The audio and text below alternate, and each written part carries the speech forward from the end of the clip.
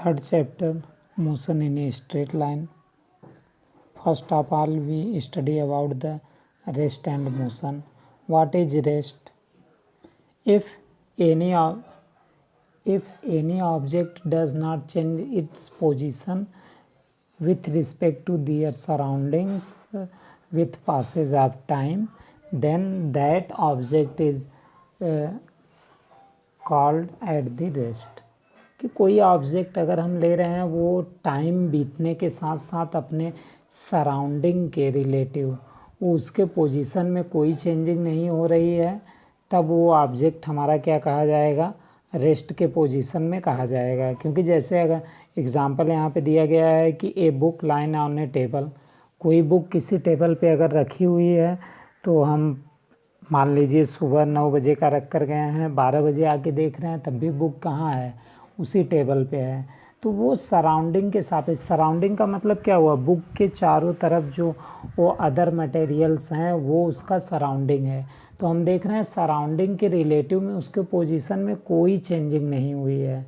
Surrounding और उसके position में कोई भी चेंजिंग नहीं हुई, ज्यों की त्यों वो पड़ी हुई है, तब उसको हम क्या कहेंगे कि वो जो बुक है वो हमारा रेस्ट के पोजीशन में है। मोशन क्या है, इसी का अपोजिट, कि अगर टाइम बीतने के साथ साथ सराउंडिंग के रिलेटिव वो सराउंडिंग के सापेक्ष अगर जो ऑब्जेक्ट लिए हैं उस ऑब्जेक्ट में ऑब्जेक्ट के पोजीशन में चेंजिंग हो जाए, तब वो क्या कहा जाएगा, मोशन में कहा जाएगा। जैसे कोई मूविंग ट्रेन है, पटरी पर कोई ट्रेन चल रही है, तो वो क्या है कि आसपास जो वो पटरी हम देख रहे हैं, जो स्टेशंस हैं, जो अगल बगल पेड़ पौधे हैं, वो सब सराउंडिंग है। हम देखते हैं कि जब ट्रेन स्टार्ट होने वाली होती है तो उस समय सभी चीज़ें उस ट्रेन के बहुत पास होती हैं, लेकिन जैसे ही ट्रेन स्टार्ट होकर आगे की तरफ बढ़ती है तो कुछ ही मिनटों के बाद वो सब चीज़ें बहुत पीछे छूट जाती हैं। मतलब कि पोजीशन जो था ट्रेन का वो प्लेटफार्म और वहाँ की जो चीज़ें हैं उनके रिलेटिव में पोजीशन क्या हो गया, टाइम के साथ साथ चेंज हो गया। तब अगर पोजीशन चेंज हो रहा है तब ऑब्जेक्ट हमारा जो होगा वो किस में कहा जाएगा, मोशन में कहा जाएगा। Rest and motion are relative terms. Rest और मोशन जो हैं वो रिलेटिव टर्म्स हैं।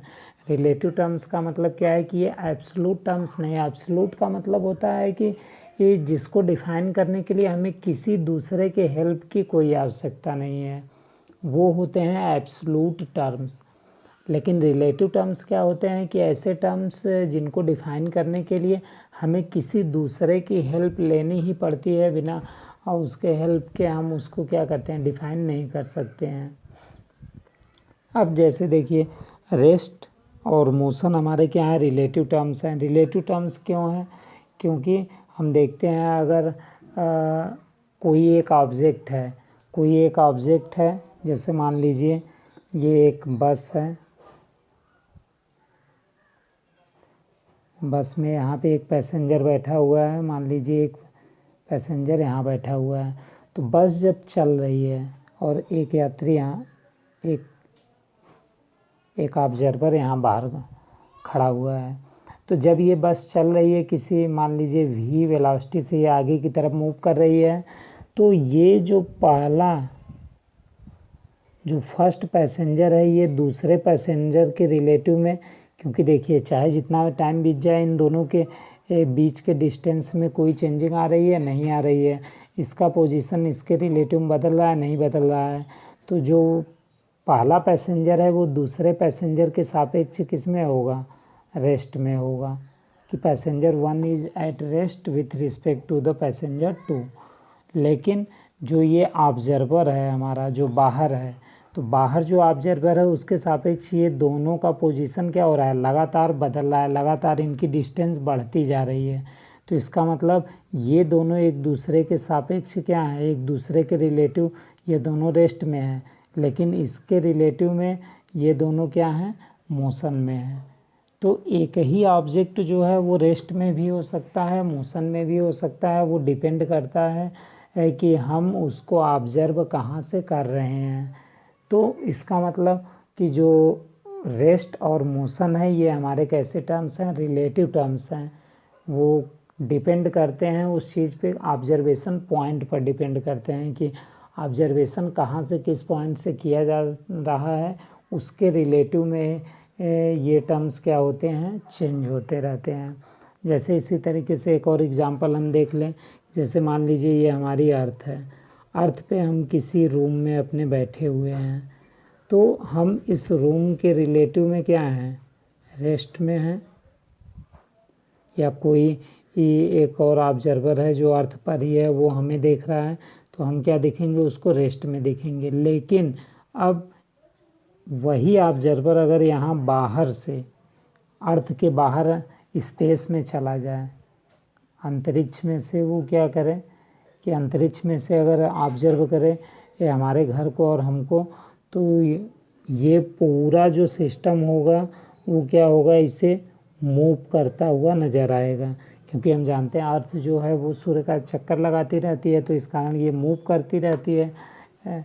तो इसलिए ये बाहर का ऑब्जर्वर जो है उसके द्वारा देखने पर हम जो है, हमारा घर जो है, अर्थ की सभी चीज़ें जो है वो उसे क्या नज़र आएंगी, मोशन में नज़र आएंगी। लेकिन यहीं से ऑब्जर्व करने पे हमें वो घर वो जो है वो मोशन में नज़र नहीं आया, बल्कि किस में नज़र आया, रेस्ट में नज़र आया। तो वही रूम जो है वो अर्थ से देखने पर रेस्ट में है, बाहर से देखने पे क्या है, मोशन में है। तो एक ही ऑब्जेक्ट रेस्ट और मोशन दोनों में है।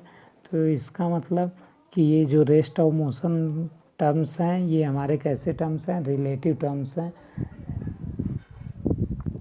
नेक्स्ट कि एब्सलूट रेस्ट और एब्सलूट मोशन जो है वो पॉसिबल नहीं है। अब क्यों नहीं पॉसिबल है, क्योंकि देखिए कोई भी ऑब्जेक्ट एब्सलूटली रेस्ट में है या एब्सलूटली मोशन में है। क्योंकि अभी हम देखें कि एक ही ऑब्जेक्ट था, एक के रिगार्डिंग हम देखें, एक पॉइंट के रिगार्डिंग तो हमें वो मोशन में मिला, दूसरे पॉइंट के रिगार्डिंग हम देखें तो हमें वो रेस्ट में मिला। तो एक्चुअल में वो ऑब्जेक्ट रेस्ट में है कि मोशन में है, ये चीज़ हम नहीं बता पाते हैं। तो अगर हम इस चीज़ को बता पाते हैं क्लियरली कि वो एक्चुअल में रेस्ट में है या मोशन में है, तो वो क्या होता, हमारा एब्सलूट रेस्ट या एब्सलूट मोशन होता। लेकिन उसके लिए ज़रूरी क्या है कि कोई एक ऐसा हमें ऑब्जर्वेशन पॉइंट चाहिए जो हमेशा फिक्स रहे, जिसकी पोजीशन में कोई चेंजिंग ना होती हो। लेकिन पूरे यूनिवर्स में हम कोई भी ऐसा फिक्स पॉइंट नहीं ले सकते। जैसे मान लीजिए अगर हम फिक्स पॉइंट अर्थ पे लेंगे तो अर्थ से बाहर अगर हम जाके देखेंगे तो पूरा अर्थ मूव करता हुआ नज़र आएगा, तो जो पॉइंट है वो फिक्स नहीं होगा। अगर हम ले लेते हैं कि उसको अर्थ पे पॉइंट लिए तो बाहर से ऑब्जर्व करने पे ये मूव करता हुआ नज़र आया, तो फिक्स नहीं था। अब हम सोचते हैं कि हम बाहर ले लें, तो जब हम बाहर लेते हैं तो हम जानते हैं कि जो हमारा जो अर्थ है वो सूर्य के चारों तरफ मूव करती रहती है, और ये जो प्लैनेट्स हैं सब ये एक गैलेक्सी का फॉर्मेशन करती हैं। और ऐसी ही एक नहीं बहुत सी गैलेक्सियां हैं जो एक दूसरे के रिलेटिव में क्या होती हैं, मूव करती रहती हैं। तो अब हम जो ये स्पेस में पॉइंट लिए हैं, अगर हम किसी दूसरी गैलेक्सी से इस पॉइंट को देखें तो ये पॉइंट हमें क्या नज़र आएगा, मूव करता हुआ नज़र आएगा। लेकिन इसी स्पेस में से देखने पर ये हमें रेस्ट में नज़र आएगा। तो मतलब कह सकते हैं हम कि हमें कोई भी एक ऐसा पॉइंट नहीं मिला जिसकी पोजीशन फिक्स हम मान सके, जिसको रेफरेंस पॉइंट के तौर पे मान सके, जिसके रिगार्डिंग हम रेस्ट और मोशन को डिफाइन कर सकें। तो इसलिए एब्सलूट रेस्ट और एब्सलूट मोशन जो हैं वो अननोन होते हैं, मतलब पॉसिबल नहीं है। कोई भी ऑब्जेक्ट एब्सलूटली रेस्ट में है या एब्सलूटली मोशन में है, इस बात को बताना पॉसिबल नहीं है। Next, concept of A point object. Point object क्या होता है कि जैसे अगर कोई ऑब्जेक्ट मूव कर रहा है, जैसे यहाँ पे एक हम ऑब्जेक्ट ले लिए, ये ऑब्जेक्ट मूव कर रहा है, मूव करता हुआ यहाँ पहुँचा, तो ये कुछ डिस्टेंस ट्रेवल किया, मान लेते हैं ये डिस्टेंस कितना ट्रेवल किया 10 मीटर, और इसका जो रेडियस था, ये जो ऑब्जेक्ट था इसका रेडियस कितना था, 2 सेंटीमीटर था। तो अगर जो भी, जब कोई ऑब्जेक्ट अगर कोई डिस्टेंस ट्रेवल करता है या उसके पोजीशन में चेंजिंग होती है, तो पोजीशन में जो चेंजिंग हो रही है वो अगर उसके डायमेंशन के, उस ऑब्जेक्ट के डायमेंशन के कंपेयर में बड़ा हो, मतलब कि जो पोजीशन में चेंजिंग हो रही है वो पोजीशन में चेंजिंग इतनी बड़ी हो कि हम उस ऑब्जेक्ट के डायमेंशन को निगलेक्ट कर सकें, तब ऐसा ऑब्जेक्ट जो होता है हमारा वो पॉइंट ऑब्जेक्ट कहलाता है। अब पॉइंट ऑब्जेक्ट का मतलब ये नहीं कि जब ऑब्जेक्ट हमारा एक पॉइंट की तरह होगा तो वही पॉइंट ऑब्जेक्ट होगा। बहुत बड़े ऑब्जेक्ट भी पॉइंट ऑब्जेक्ट की तरह ट्रीट किए जा सकते हैं, और छोटे ऑब्जेक्ट भी पॉइंट ऑब्जेक्ट की तरह ट्रीट नहीं किए जा सकते हैं। वो डिपेंड करता है कि वो जो भी पोजीशन में उनके चेंजिंग हो रही है, या जो भी ये उनके द्वारा डिस्टेंस ट्रेवल की जा रही है, वो डिस्टेंस का अमाउंट कितना है। अगर वो डिस्टेंस उनके डायमेंशन के कंपेयर में बहुत ज़्यादा है, मीन्स डायमेंशन जो है वो निग्लेक्जिबल है डिस्टेंस के कंपेयर में, तब वो ऑब्जेक्ट हमारा पॉइंट ऑब्जेक्ट कहा जाएगा। ठीक, और अदरवाइज अगर वो निग्लेक्जिबल नहीं होगा साइज, तो वो हमारा पॉइंट ऑब्जेक्ट नहीं कहा जाएगा। जैसे एग्जांपल कि जो अर्थ है, जो हमारा पृथ्वी है, वो सूर्य के चारों तरफ चक्कर लगाती है। तो सूर्य के चारों तरफ जो चक्कर लगाती है, तो उस समय जो अर्थ है वो हमारा एक पॉइंट ऑब्जेक्ट की तरह रिगार्ड किया जा सकता है, ट्रीट किया जा सकता है, क्योंकि सन से अर्थ की डिस्टेंस जो है वो उसकी साइज के कंपेयर में बहुत ज़्यादा है। ठीक, तो इसलिए वो पॉइंट ऑब्जेक्ट की तरह ट्रीट किया जा सकता है। कोई रेलगाड़ी है, अगर दो बहुत लंबी दूरी के स्टेशनों के बीच में ट्रेवल कर रही है, तो वो ट्रेन जो है, वो ट्रेन भी हमारा पॉइंट ऑब्जेक्ट की तरह ट्रीट की जा सकती है। कोई बॉल है जिसकी साइज जो है उसके द्वारा ट्रेवल की गई डिस्टेंस के कंपेयर में बहुत कम होगी, तो वो हमारा पॉइंट ऑब्जेक्ट की तरह ट्रीट किया जा सकता है। लेकिन अगर साइज जो है वो ज़्यादा है, जैसे मान लीजिए हम 50 सेंटीमीटर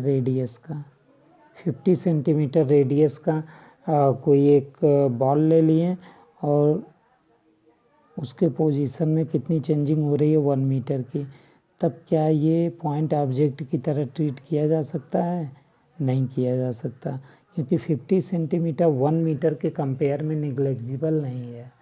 ठीक, तो हमेशा इस तरीके के ऑब्जेक्ट ही पॉइंट ऑब्जेक्ट होते हैं, जिनका डायमेंशन जो है वो उनके द्वारा ट्रेवल की गई डिस्टेंस या उनके पोजीशन में होने वाली चेंजिंग के कंपेयर में बहुत छोटा साइज हो उनका, तो ऐसे ऑब्जेक्ट को ही हम पॉइंट ऑब्जेक्ट कहते हैं।